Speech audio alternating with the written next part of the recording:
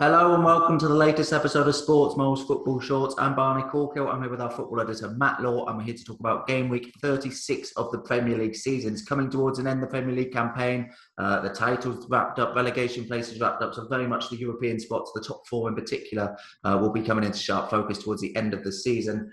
This weekend, of course, is the FA Cup final as well, but in terms of Premier League matters, it does start on Friday night with Newcastle versus Man City. Again, two teams with their fate already wrapped up. Man City, this will be their first game since being crowned champions. Newcastle are now safe after that 4-2 win over Leicester last time out. Incredible result that one was for them to win away at Leicester. So they'll be flying in terms of confidence heading into this game. But it is Man City, the toughest team in the league, the toughest assignment there is in English football right now. How do you see this one go, Matt? Yeah, it's obviously a tough game, isn't it, for Newcastle? Been a nice break for City, hasn't it? They've had a lot of games recently, but what was it, 6-day break? You know, EFL Cup final, Champions League, obviously they're still in, and they've had a lot of football to play, but nice little break. And yeah, first game since, like you say, they've been confirmed as champions. Managed to do it against Chelsea. It was a strange game, wasn't it? The Chelsea game last time out. Strange formation. There was obviously a lot of changes. Chelsea were really good. Aguero missed a penalty. Obviously, he's still he's looking to go level, isn't he, on Rooney with most goals for a Premier League club. So he's only got a few more hits at that before he obviously moves on this summer. But yeah, it's a weird one, isn't it? Because like you say, it's not a massive game in the sense that Newcastle a few weeks ago looked like they might need the points desperately, but they've pulled themselves high up the table now and sitting in, I say high up the table, 16th, but they're only 2 points off Palace. And I do think those from Palace downwards, you fancy Wolves are maybe okay in 12th, but everyone else down there could be a lot of chopping and changing, couldn't there? And 13th sounds a lot better than 17th, and there's only 4 points between all those teams. So yeah, I still think there's a lot for Newcastle to get them up for the game. Obviously, Callum Wilson missing the rest of the season. Yeah, it's been a disappointing season for him, isn't it? Injury problems piling up. He got 2 last time out. So important for Newcastle. St. Maximin was good again. Yes, they've been playing well recently, Newcastle. I think for a while now, they look like they might be in trouble, but they've been good. City, I think very interesting to see what side Guardiola picks for this game, because I know he likes to chop and change. He chop and changed against Chelsea, and they play this, and then they play Brighton, don't they? And then Everton in the league, and then obviously Champions League final. And it's a little while until the Champions League final now. So I don't think he'll want to send it. He needs to get rhythm back, doesn't he? He obviously, I think we know probably what side he's going to pick for the Champions League final. You know, Foden, De Bruyne, Mahrez as the front three, and then obviously those midfield three. So a lot of players will, feels like Sterling, you don't think he'll start, which is a strange one recently. He's been out of the team. But yeah, I think it'll be a lot of changes, but I still think City will go quite strong here, and Newcastle, as I say, Newcastle are missing a lot of players still. I think it's 8 potentially doubts or out for this game, and a lot of their big players for that. So I'm really struggling to back a home win. I don't think it'll be really comfortable, but 2-0 Man City. Yeah, I've gone the same. Maybe I need to change things up to, no, stop changing. Lower the gap to you. But yeah, no, I'll stick with 2-0 as well, because I'll stick with 2-0 because I can't really see, as you say, Wilson's injured. I can't really see Newcastle scoring. I mean, if it was anyone else in the league they were playing, I might back them to do something in this game because, as you mentioned, they've been really good lately. 1 defeat in the last 6 games, 3 wins in that time. You know, coming up with a really good run of form at the exact point they needed to. You know, you go back to their last defeat before that, this run, and it was 3-0 away to Brighton and Albion. Things looked pretty bleak for them there, and you know, it was obviously a hugely disappointing result against one of their relegation rivals. But since then, they've taken points off Tottenham, Liverpool, Leicester. They've beaten West Ham at home, so some big results against some big teams. So they'll go into this match, you know, half thinking they can get something from the champions, and they'll be thinking maybe that Man City. We often see it. We saw it with Liverpool last season. Teams sometimes drop off after they've won the title, particularly, you know, Man City in recent seasons haven't been able to do that, because if you think back to the 100-point season, they were obviously striving to get the 100 points. The season after that, I think they got 98 points. Liverpool pushed them all the way, so they couldn't drop off at all. In this season, you know, they're not going to break any points records. Obviously, already got the title wrapped up, so they've got 3 games now, and it will be interesting to see how they approach them. You can't imagine Pep Guardiola will really accept a massive drop-off from his team, particularly with the Champions League final coming. And you do expect him to be playing his main men quite regularly, because they've got fairly long rests between them now, but he wants to keep those players fresh. It would be nice to see Sergio Aguero, you know, start these final 3 games, try and break that record, and get sort of the end to his Man City career that it deserves. But other than that, you'd think Pep Guardiola will play his strongest players in most of these games. So yeah, I mean, it is difficult to see Newcastle getting out of this game. We said the same going into the Leicester game, though. To be fair, we didn't back them in the Liverpool game. We didn't back them in the West Ham game. They've upset the odds on more than one occasion in recent weeks, and there's nothing saying they can't really do it now. But this probably would be the biggest surprise of the lot if they could certainly get a win, but maybe even a draw would be the biggest surprise of the lot, because Man City have just been by far and away the best team in the league this season, the deserved champions. And as I say, Pep Guardiola won't want to drop off before that Champions League final, which is arguably the biggest game in the club's history. So, still huge incentive for them. And in terms of Newcastle, the difference between finishing 13th and 17th, I think, is around like 20 million in prize money. So there is a big incentive there as well. We're tempted and sometimes guilty. We've done it on this podcast before of saying not too much left to fight for in the closing stage of the season now that they're safe. But yeah, that money could make a big difference. It could be the difference between signing another Callum Wilson next summer, for example, this summer. Sorry, so could make a big difference for them. But yeah, I mean, this is a very tough assignment. So we're both going for 2-0 Man City wins in this one. On Saturday, the main event is obviously the FA Cup final. But in terms of Premier League matters, there are 3 games starting at 12:30. Burnley versus Leeds. How do you see that one go, Matt? Yeah, it's an interesting game, isn't it? One that, like I say, probably one that's not too big in terms of what it means. But I still think Leeds, Arsenal have picked up a big win, didn't they, last time out, to not cement 9th, but they're 5 points clear of Leeds now. Leeds got a game in hand. And I still think Leeds will want to, if they could finish 9th this season. I mean, they're not Everton just above. I do expect Everton to keep hold of 8th. So Arsenal, Leeds, Villa in the spots behind. And even 10th for Leeds this season, where they are now, would be, as we said a lot, an unbelievable season.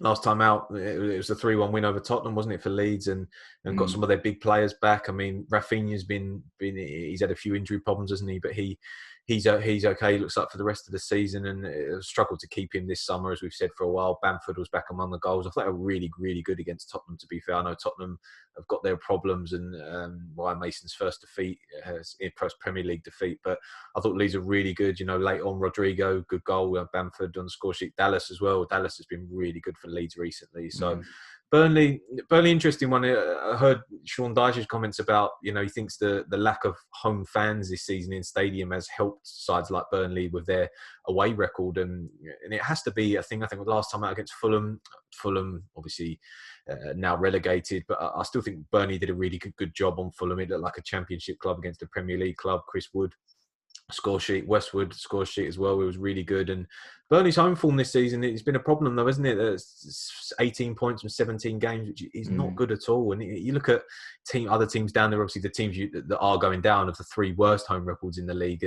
But West Brom have taken 15 points. They're only slightly better home record than West Brom. And Burnley's away form, 6 wins is a lot, isn't it, for Burnley on the road? 9 defeats, but only losing half of your away matches. If you just said that to Sean Dyche start the season, then he certainly would have taken it. And obviously there's going to be fans back, not a lot, but before the end of the season, final 2 game week, isn't it? So that'll be interesting to test that theory out in terms of that. But yeah, I think this will be a tight game, to be honest. This is one that I struggled with this week. I think 2 sides that are on paper quite well matched. Burnley, obviously Leeds will feel that they're a much bigger club than Burnley, but Burnley have cemented Premier League football again. They're firmly a Premier League club. 15th at the moment, but we'll be looking up the table to 13th or so. And as you say, there's a lot of money between 16th and 15th and 13th. So yeah, big game. Struggling though, to be honest, sat on the fence a little bit, gone 1-1. 1-1. Yeah, I've just gone for Leeds in this one. I've gone 2-1. I think Burnley's recent form has been good. That obviously big win away to Wolves, big win away to Fulham, but the common thread is away wins. Really, it's 9 games since they last won a game at home in any competition, stretching all the way back to January. So yeah, their home form really is a concern. And when their last 4 victories in the league have all come away from home. So they do need to improve in terms of, as you say, the return of fans, the imminent return of fans, which comes against Liverpool, could have an impact on that. Sean Dyche will obviously be hoping that it does have an impact. But going into this game, obviously fans won't be allowed in for this game, and Leeds have only, I think, is 1 defeat in the last 8 Premier League games. And for the whole season so far, what we've said about Leeds is, they can be brilliant, they can be dreadful. They're not really consistent enough to be pushing any higher than they are. Again, not to diminish their achievements. This is their first season back in the Premier League. To finish in the top half is a superb season for them. To have picked up 15 Premier League wins is a superb season for them. But, as we've said numerous times across the course of the season, you just have to look at their, win and loss and goals for and goals against column really to sum Leeds up as a team. 15 wins, 15 defeats, 53 goals for, 53 goals against. Yeah. You don't really know what you're going to get. It's a nice symmetry to it, but it's inconsistency. But lately, these last couple of months or so, 1 defeat in 8 is the most consistent they've been all season. They've picked up some big results in that time, of course, beating Man City away, beating Tottenham last time out, draws against Liverpool and Manchester United. So I think this closing parts of the season will give them huge confidence that they can actually push on, be a little bit more consistent, maybe even be pushing for European places next season, which is, even saying that is testament to the work they've done. And again, similar to what we said with Guardiola won't let Man City drop their levels off. You can't imagine Marcelo Bielsa is going to let Leeds drop their levels off towards the closing stage of the season, even if, there's not a huge amount tangible really to fight for in the last 3 games of the season. But kind end to the season, Burnley, Southampton, West Brom, they'll go into all those games confident of picking something up. And I think Burnley's poor home record coupled with Leeds' good form at the moment makes me just side with Leeds in this one. But there is, of course, Leeds' 1 defeat in that time was 2-0 away to Brighton, which was a really disappointing one. And this one, is a lot more closer to that level of fixture than the wins over Man City and Tottenham. So again, you don't really know what to expect from Leeds, but I'm backing them to come away with a win here, 2-1.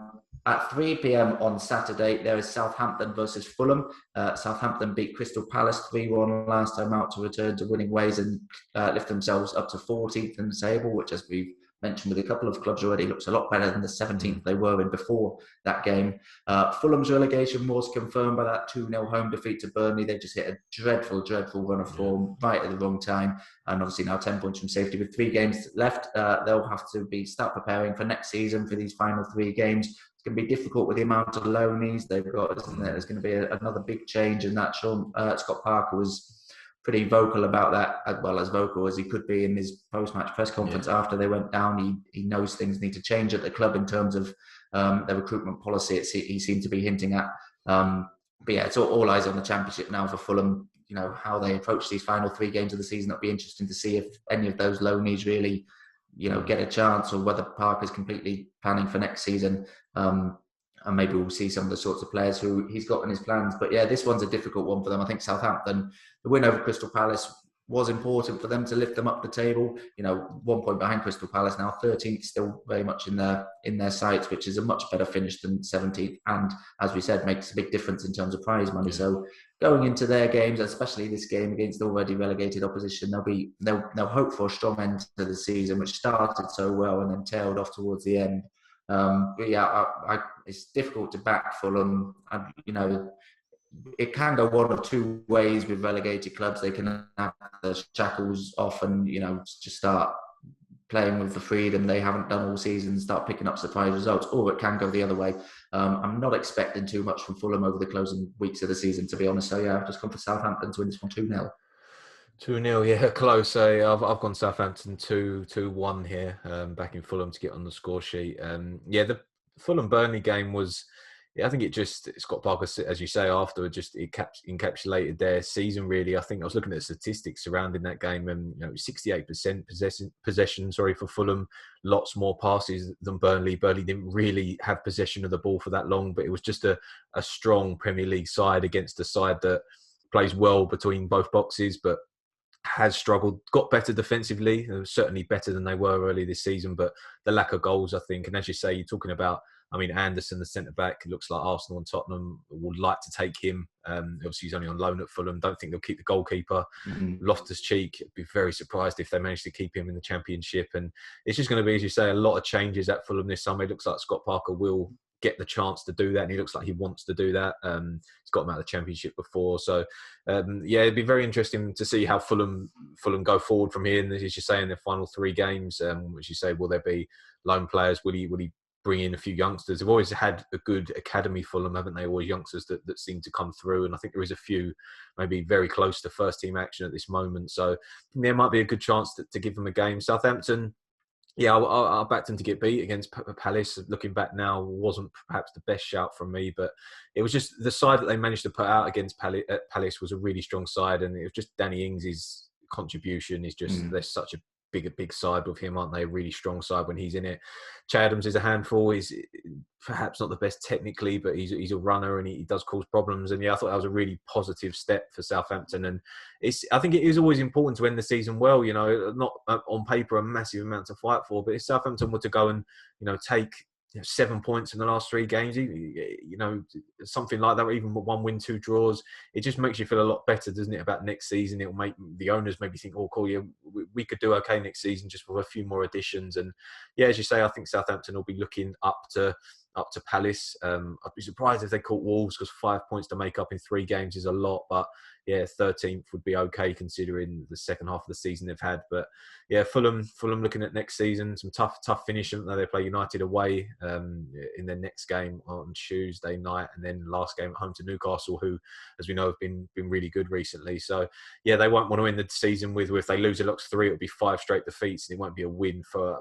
Fulham's last win was Liverpool, wasn't it? Anfield, starting March. So, yes, I just can't back Fulham here. I've seen a lot of Fulham this season, and they struggle to score goals. And Southampton, with some of their big players back, I think they'll edge this one 2-1.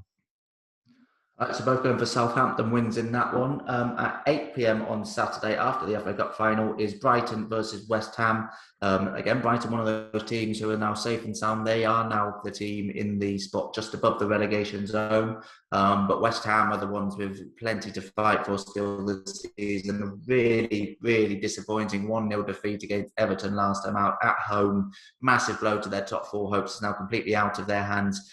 They could move back into 5th with a victory in this game, temporarily at least, above Liverpool and within within 3 points of the top 4. But again, they're relying on those above them to do them favours and Liverpool to do them favours, because things are now out of West Ham's hands after 3 defeats in the last 4 games. They're sort of tripping up right when they didn't want to. It's been a great season, whatever happens for them this season, but it looks like they could just fall short of the top 4. How do you see this match going, Matt?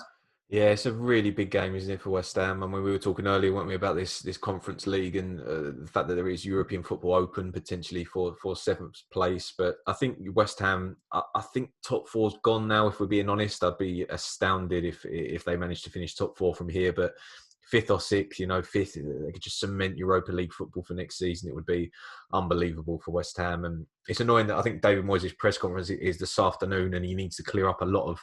It looks like West Ham could have close to a full complement for this game in terms of Declan Rice being back, which obviously he's been out for a little while now, and that would be a huge boost, wouldn't it? What he brings to the side. Masuaku, Noble, Cresswell, Lanzini have all had problems, but at least maybe 4 of those might be okay. So you think fancy West Ham will be able to put a really, really strong side on the field, and David Moyes has not been able to pick his strongest side, has he, recently? And the fact that Brighton have got a lot of players out as well. I think 2 players suspended, isn't it? Duncan, Maupay. They've got a few players injured elsewhere. I think Davy Propper's injured in midfield, and Veltman is out at the back. I think Graham Potter said yesterday. So they're not going to be at full strength, Brighton, and West Ham with a lot more to fight for. Yeah, the Everton game was really, really disappointing for West Ham. I thought they were really poor for long stages of that game. But Brighton, as we know, we've said all season, they do play good football. They move the ball well, but just really struggle to put. They just haven't won enough games this season. Brighton nowhere near for what they want to do. I think it was 8 wins this season for Brighton. Nowhere near enough. But yeah, really big game for West Ham, this one. Their home form this season, West Ham's been excellent. It's still the second best in the league. Yeah, it is. But away from home, 8 wins is still a lot, but they have dropped points in 9 games on their travels, which is a lot for a side that's, you think about pushing for top 4. It is quite a lot. Your away form has to be probably a little bit better than that. But yeah, I fancy West Ham here. I think full strength against full strength might just go a draw, because it is a tough game. But Brighton's home form this season hasn't been great, if we're honest. I think it's 4th worst in the league, and they're going to be missing some key players. So yeah, just West Ham 2-1. Yeah, unfortunately, I've gone exactly the same.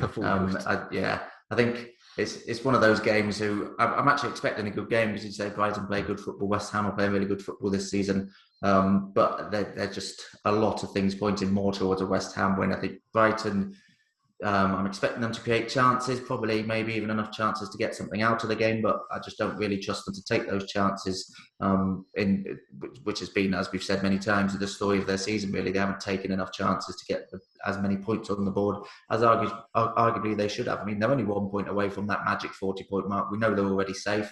That would have been the big priority heading into the season. So in terms of that, it's been a successful season for them. They stayed in the division another campaign. But they'll also know they could have done a lot better this season. They could be in a much better position. And in a way, that will be a source of encouragement for Graham Potter. You can't, you'd think it's not going to happen a couple of seasons in a row that they have this level of poor finishing and playing so well, but not picking up the points they deserve from it. But then again, it could be a different team if they lose some of their key players next season, as some reports are suggesting they might do. So, yeah, interesting for the future of Brighton and the last 3 games of the season. Really tough end to the season for them. West Ham, Man City, and then Arsenal away on the final day. West Ham's end to the season is a little bit kinder. So I don't think they would have given up on the top 4 just yet. If they win their final 3 games of the season, Liverpool drop points in one of their final 3 games, which is the way they've been playing against the teams who are lower in the division, is entirely possible. Leicester and Chelsea, at least one of them is guaranteed to drop points when they play each other in the league next week. They do need a lot of favours from elsewhere, and obviously with quite a few games, with very few games still to go, that's increasingly unlikely now. So they will need favours. It is unlikely, but I don't think they would have given up all hope just yet. I think they think if we win our final 3 games of the season, we'll have a chance, and I think they'll be confident of that. But yeah, I mean, in that scenario, this is absolutely a must-win game for West Ham, and I don't think it's anywhere near that for Brighton. And maybe you look at the Man United Liverpool game yesterday and see how that dynamic can change games a little bit. Liverpool, for them, that was a must-win game. For United, it didn't matter as much as it did for Liverpool, and dropping off that 5-10%, even subconsciously, can make a difference, and that could make the difference in this game. And also West Ham, I think, have more quality throughout the team, certainly finishing quality than Brighton. So yeah, both back in West Ham to win that one 2-1. 4 games on Sunday this week. Crystal Palace versus Aston Villa is the first of those at midday. Crystal Palace beaten by Southampton 3-1 last time out, missed a penalty in that one as well. That made it 4 defeats in their last 5 league games for Palace, still sitting 13th in the table though. Aston Villa drew 0-0 with Everton last time out. Goalless draw on that one. Jack Grealish did return though, which was the big plus for them. He should be in perhaps the starting lineup, but certainly will be back for these final 3 games of the season. How do you see this one going, Matt? Yeah, I'm not expecting a particularly, great game, if I'm honest. I think the story, as you say, of the Villa-Everton game was Grealish's return. Apart from that, I mean, the actual game, I thought the overall quality, especially in the second half, was not good at all, to be honest. 2 sides. Everton, it really dented their top 7 ambitions, didn't it? Just really, I thought they were struggling. Villa, I think some good defending late on. Tyrone Mings, there was that challenge on Calvert-Lewin, which was a bit of a high one. He might have got sent off for that on another day, but some good blocks late on, and there was certainly one big block late on at Everton field that he shouldn't really have been on the field to make the block, but.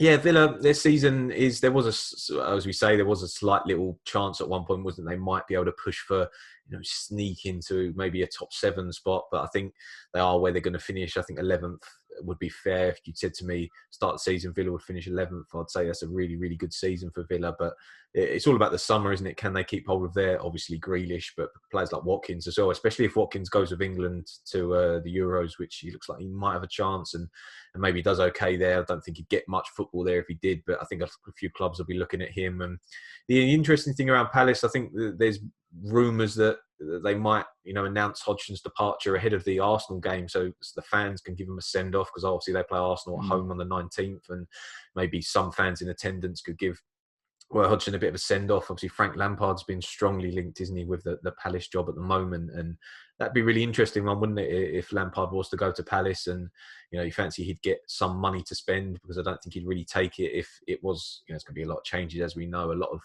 chopping and changing. But I've said it a while now. I do think Palace is an attractive club. I think that there is work there that can be done. I do think as long as funds are there, and I think they can attract players to that area of England, and I just think that there is something there that possibly could happen, but it's going to be tough for them to ever become a top. Maybe they'll look at Villa and think maybe we could compete with teams like that, around 10th and 11th, but I'm not sure about higher than that. I just don't think the players are there, but obviously desperate to keep Zaha this summer. But yeah, no, it'd be interesting to see what happens to these two teams, but I've just gone a 1-1 draw here. 1-1, yeah. This it's a really difficult one to call, this one, isn't it? It's one of those end of season games where, again, we've said it a few times, not too much tangible to fight for. Aston Villa might have one eye on finishing in the top half, which would be a great season for them. As you say, even finishing 11th would be a really good season for them, considering where they were last season. I think certainly at this stage last season, they were in and around the relegation zone. I think they only secured survival maybe on the final day, if memory serves me right. So what they've done this season is a huge step forward. As you say, where the next step forward comes from will be very interesting to see whether they can keep hold of things. I think they've got a big chance of keeping hold of Grealish now, really. In today's market, he's going to cost a lot of money. Okay. Whether clubs have got that money to spend on a player like Grealish when you've got other players like, Erling Haaland potentially on the market, Harry Kane potentially on the market. Obviously different types of players to Jack Grealish, but a lot of clubs seem to need a centre forward more than a centre midfielder right now. So I think Villa do actually have a decent chance of keeping hold of Grealish, and the added benefit is obviously Grealish is from Villa. He came through the ranks there, and you can tell he absolutely loved the club, and I think he'll be pretty happy to stay there for at least one more season and see how next season goes. And if they can do that, keep him, keep the other players who performed really well this season, then there's absolutely no reason they can't push for a top half finish again next season, which is a quick turnaround and a major turnaround from where they were just a season ago. And Dean Smith deserves a lot of credit for that turnaround. And they're another of the clubs which is inconsistent and quite difficult to call. You can get the 7-2 win over Liverpool, which we saw earlier in the season. You can get a really poor result and really poor performance against one of the teams they'd be expected to beat. So another similar to Leeds, and it's no surprise to see them both 1 point away from each other in mid-table, because they're both inconsistent and both difficult to call. But yeah, I've just sided for an Aston Villa winning this one. I've gone for 2-1. I've maybe been guilty of not giving Palace enough credit over the final few weeks of the season. But yeah, I just think Villa have got more quality. I've been impressed by Palace. Been impressed by Benteke recently. In recent weeks, I think he's stepped up his performance. There was that spell fairly recently where he went a long time without a goal, but he looks much more dangerous now. Looks capable of getting goals and looks dangerous. Looks back to the Benteke we actually saw at Villa, which who was a really good striker and got goals with regularity. So he's been impressive recently, and Palace have got those players who can certainly hurt Villa. The way Villa play. So it's one of those games I wouldn't be really surprised to see Palace go and win. I wouldn't be surprised to go see a draw. But in the end, I've just backed the Villa win. I think they've got more match winners in their team than Crystal Palace. So I think that could be the difference. So yeah, I've gone for 2-1 to Villa in that one. 2:05 on Sunday, there's Tottenham versus Wolves. Tottenham, that 3-1 defeat to Leeds last time out, a hammer blow to their top four hopes. You have to say those are pretty much over now. 7th place, they could be looking at the Conference League. You mentioned it earlier. It looks like 7th place might go into the Conference League this season. And yeah, Tottenham, I don't think Tottenham fans would have started the season wanting to be in the Conference League. It's just it's another one. Europa League is a dubious tournament to qualify for if you're one of those big 6 teams. It's not one you go into the season actually aiming for or wanting to qualify for. And the Conference League is obviously another tier down from that. So I don't think they'll be particularly happy with being in the Conference League. They might even prefer to finish 8th and not be in the Conference League next season, to be honest.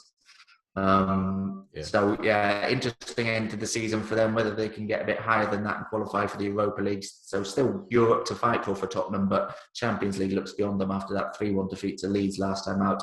And obviously they've got a lot to sort out in the summer. New manager being the main thing, but obviously the future of Harry Kane is a big one. He's continually linked with a move away from the club. So a lot to figure out for Tottenham in the closing weeks of the season and in the summer as well. Wolves have had, a bit of a strange season. I think there's 5 league games, only 1 defeat in that time. It's been a little bit of an underwhelming season considering what came before it in a couple of seasons when they finished 7th and a couple of seasons in a row. So people were expecting them to be pushing maybe for top 6, maybe even for a Champions League finish this season, if with the season as it has been, so many shocks.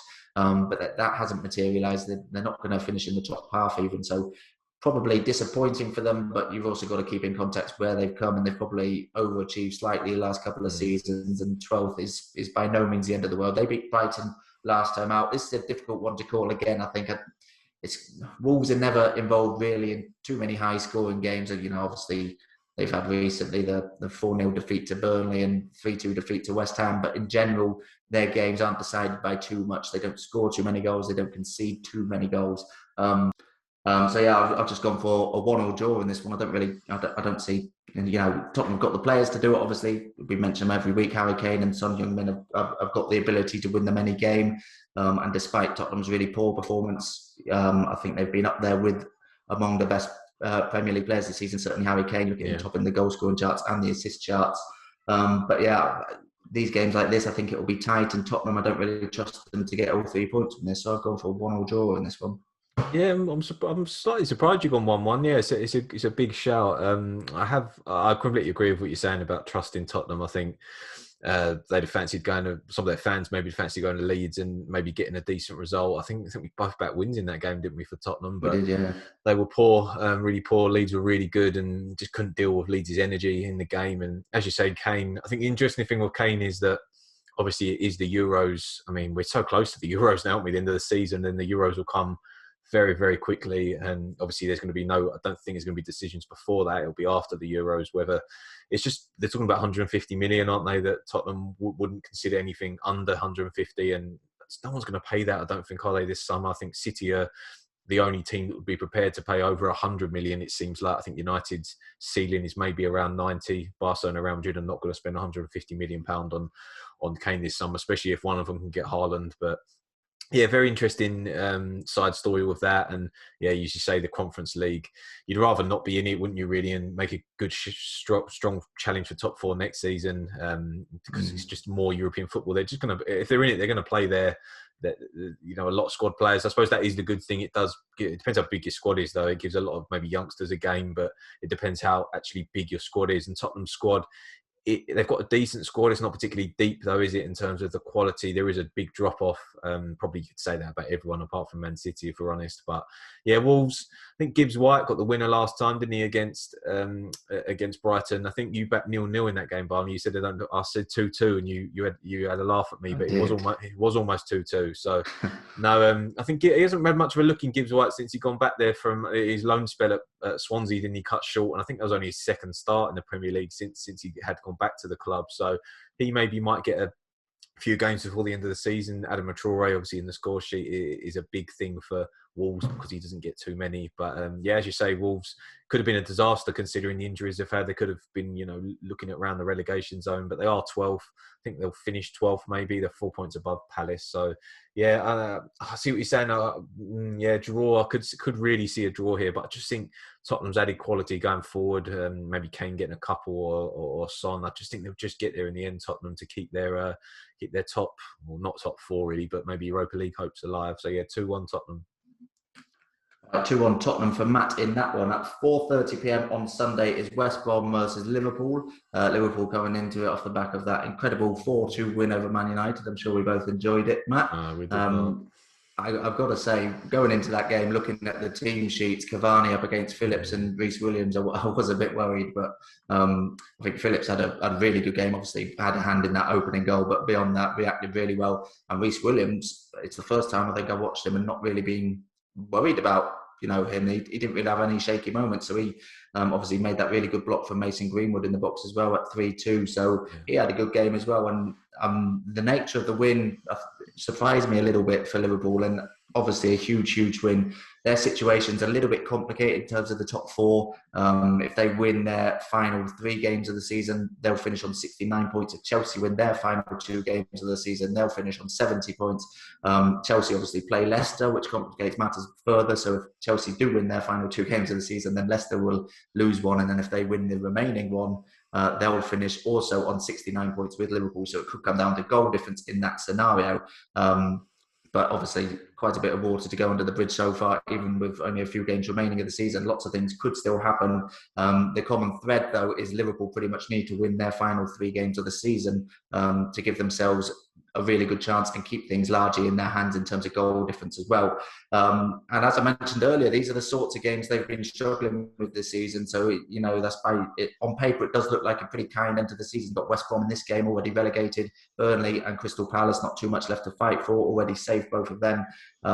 So on paper, you'd say that's a very kind end to the season, but those are the games Liverpool have been struggling with. The four goals against Man United could have been 6 or 7, to be honest, the chances they had, but there's a lot of games this season that they've dominated games that haven't been that open and have struggled to find a way through them, particularly since the turn of the year. And that's what they'd probably expect from these 3 games coming up. So it'd be interesting to see how Liverpool cope with that. They have been given a bit of a reprieve with results recently for Chelsea and Leicester both losing games recently. And now it is essentially, in terms of goal difference as well, in their hands.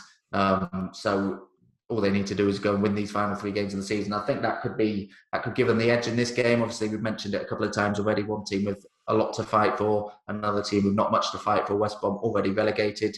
They'll have eyes on the Championship next season, preparing for that. One of those teams with plenty still to decide in the summer as well in terms of the managerial situation. Will Sam Allardyce stay on in the Championship is yet to be seen. But yeah, Liverpool need to win this game. There's no getting around that. And they looked good against Manchester United. They looked close to, nearly back to the Liverpool we saw before the turn of the year, scoring goals, creating chances, dominating big games. And we haven't seen that anywhere near enough in 2021 so far. But yeah, if Liverpool can replicate that level of performance, then they should be fine against West Brom. I've gone for 3-1 Liverpool winning this one.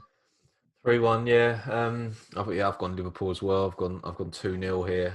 I think the fact that Leicester and Chelsea play each other in the Premier League as well, the situation is good for Liverpool. I think if they were to, that win over United was massive, wasn't it, for the club? I think speaking from a United point of view, there was a lot of bad things that happened. The 2 holding midfield players were just absolute, disastrous. The goalkeeper as well. For me, I know we're not talking about United here, but Dean Henderson isn't good enough to be United's number 1. Unfortunately, the last goal was bizarre, wasn't it? They already showed Salah that side of the goal, and he just slotted into the back of the net. That was really odd. But Liverpool, I thought Firmino was really good, and as you say, Nat Phillips, the early on the disappointment, but he played a key role in the equaliser, didn't he? And I thought he showed good character, to be fair, in that game. And Liverpool during this period where before it went 3-2, when it was 3-1, as you say, it could have been 4-5-1. United were just absolutely disastrous at the back, missed Maguire so badly. But really big win for Liverpool. And considering what's happened at Liverpool this season, I think if you could sneak into the top 4, I do think that would be, on the face of it, going from 1st to 4th is not good. But to get into the Champions League, it just would be massive, wouldn't it, for Liverpool? And the top 4, the European races is arguably the saving grace at the end of the season, because as you say, it could peter out. Obviously, title's gone, the relegation, and it could be a bit of a dull into the season if it wasn't so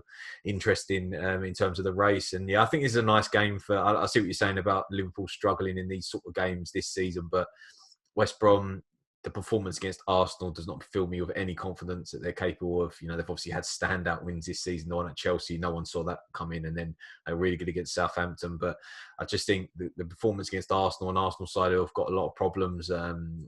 As you say, there's a lot to sort out at West Brom this summer. Pereira's obviously thinks like he's going to go. I'd be astounded if they kept him. He's been excellent this season.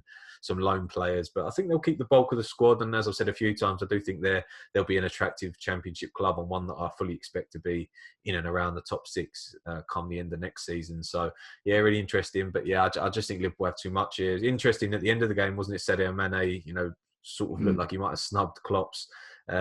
Klopp said he made a decision after the last training session that he was going to go with Diego Jota, and Salah, Firmino, Jota all scoring for Liverpool, so I can't really complain with that. You completely understand Mane's frustration.